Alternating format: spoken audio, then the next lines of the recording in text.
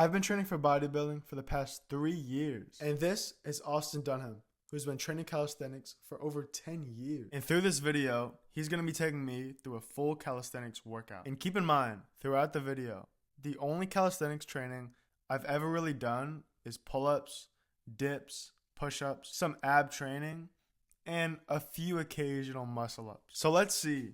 How well does bodybuilding training translate to body weight training? We start off the workout with a superset. The first exercise is called L sit hold. And basically, it's just holding like you're about to go into a dip, up, kind of squeezing your core, and making sure that your legs are up and straight for most of the exercise. This exercise wasn't too hard for me for the most part, but it was definitely something that I needed to get used to. The one tip that he told me was to make sure that I extended my arms out and made sure that they were straight.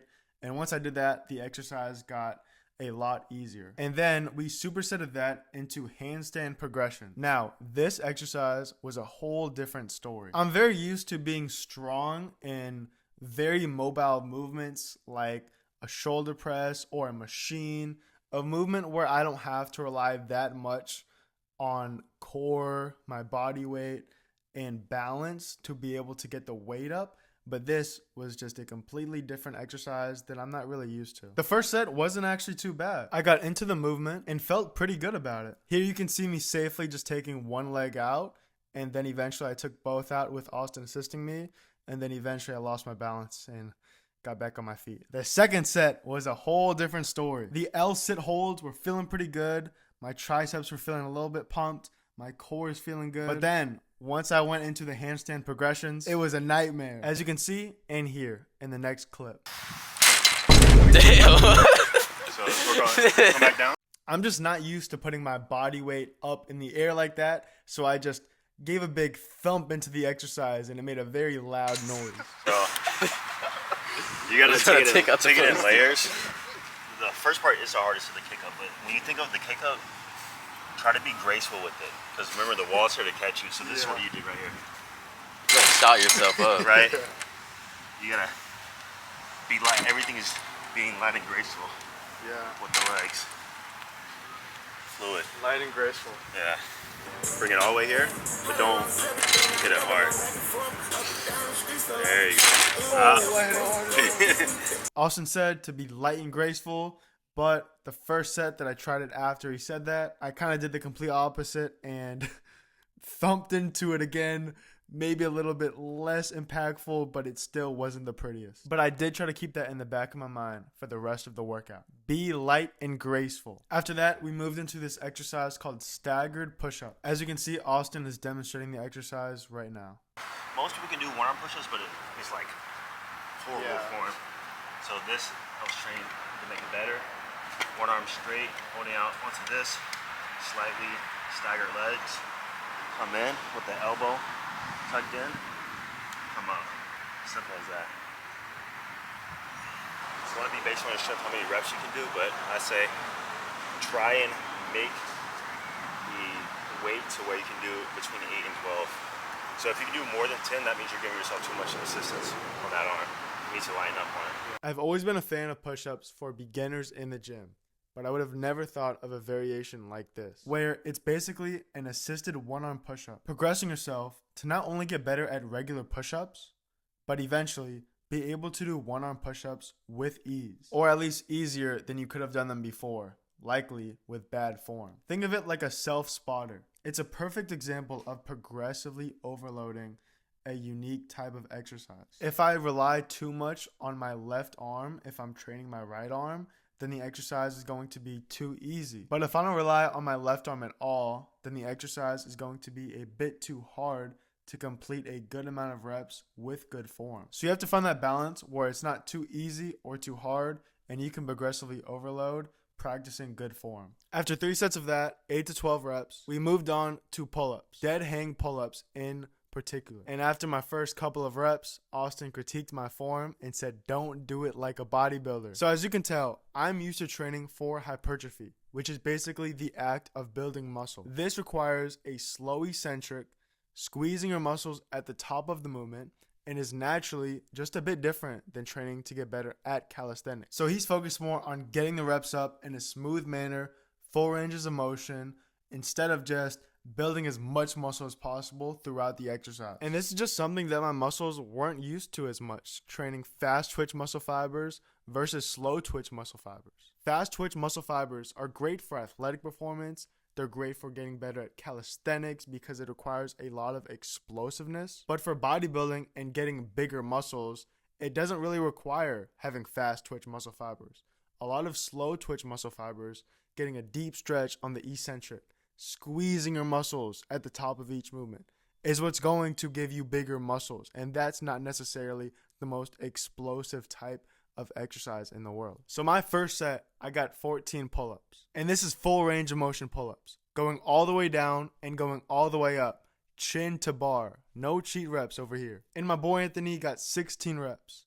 I would argue personally that he didn't get a full 16 because of full range of motion, but that is a topic for a different day. And my boy Austin got 27 reps total on his first set. And each rep looked smooth as butter, going all the way up, all the way down, in an extremely smooth fashion. So we did 3 sets of pull-ups total. Obviously, we did the first set kind of a max out. So the next 2 sets after that, we didn't get as many reps because our muscles got fatigued from the first set. The next exercise on the list was pike push-ups. So me and my friend Anthony tried to do assisted handstand push-ups first, but we were just not on that level yet. So we switched to pike push-ups. I did 2 sets of normal pike push-ups, then 1 set with the parallettes. I'm not gonna lie, I don't know if I was just doing the exercise wrong or not, but the regular pike push-ups were just a little bit too easy for me. And that's mostly why I did my last set with the parallettes. It felt great, to be honest. It was just like the upside down version of a dumbbell shoulder press. This definitely made the exercise a little bit harder, but I am used to training in big and full ranges of motion in the hypertrophy training that I usually do. But you could definitely say my form wasn't perfect and had some work to do. It's a good starting point. Bring your feet a little bit closer to your hands. There you go. Tuck in your chin and come right down on your head and come vertically right back up. So Austin was helping me make sure that I have the correct form to make the exercise as difficult as possible, but also make sure that I'm training the muscle in the correct position. You gotta keep that right body position. So go again. Back up. Right there. Up. Yeah. The point is to remain as vertical as possible. Makes sense. Next exercise on the list was Russian dips. Me and Anthony were watching Austin demonstrating it to us, and we were just mind blown by the fact that this was even possible. So, this is a normal dip. This is a Russian dip. Down, back. Oh my god. Forward, up, down, back, forward, up. And we supersetted that exercise with this exercise right here that's called Australian rows, bringing it to your lower chest. This is very similar to any type of row that you're going to be doing in a commercial gym.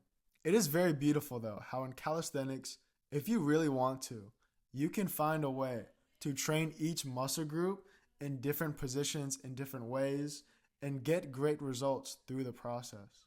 Okay, so when I first tried the Russian dip, I thought there was no way that I was going to be able to do this. So down, back, fling your body back, trust yourself. Yeah, bring legs out, now fling yourself back in, the transfer. But as I continued to practice the exercise, it got a little bit easier each repetition that I did. It kind of feels like in the middle of a dip and a muscle up, which is kind of weird because when you do a muscle up, you are doing a dip in a sense at the top. But it's definitely a great exercise to practice to get better at muscle ups in the future. But I'm not gonna lie, once I got the hang of it, it felt clean, smooth, and it was actually a very fun exercise to do. This was actually my final set here, where I wouldn't say I was doing them with ease, but I was definitely getting better at the motion, and it didn't feel as difficult and frankly impossible when I first tried it. And each set afterwards, we were supersetting that with these bodyweight rows. We did 3 sets of these, supersetting each, and then we were done. And this was the result of a calisthenics pump. Looks pretty good, eh? Alright, enough. The takeaway that I got from my first full calisthenics workout was really how peaceful it is to go outside, experiment with different exercises you're not used to, and always be open to trying new things. Fitness can get boring if you never find different ways to try and make it more fun.